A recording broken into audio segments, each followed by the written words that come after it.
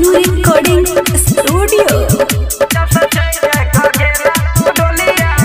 नींद उड़ा देला हमार रनिया गे जब सोचे ढक गेला तू डोलिया गे।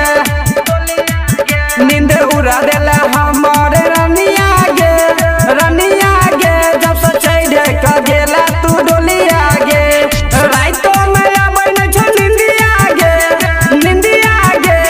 राइतो में आबै नै छो निंदिया गे जब सोचे ढक गेला तू डोलिया गे। नींद उड़ा देला हमार रनिया गे जब सोचे ढक गेला तू डोलिया गे।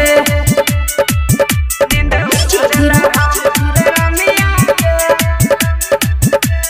मधुबनी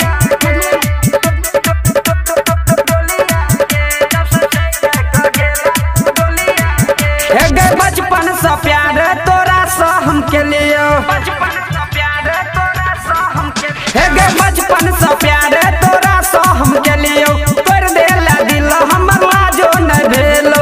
डोली में बैठ के तू ससुरा गे गेला। दोसर छौरा से छौरी मांगे भरौले।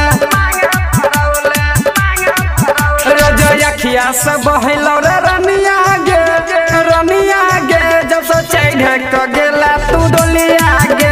नींद उड़ा देला हमार रनिया गे जब सोचे ढक गेला तू डोलिया गे। नींद उड़ा देला हमार रनिया गे मधुबनी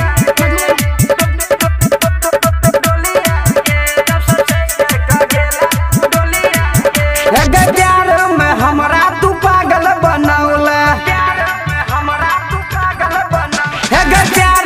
हमरा तू पागल बनौला। राइटर लक्ष्मण प्रजापति के संग गेला। दीपक दीवान के प्यार भूल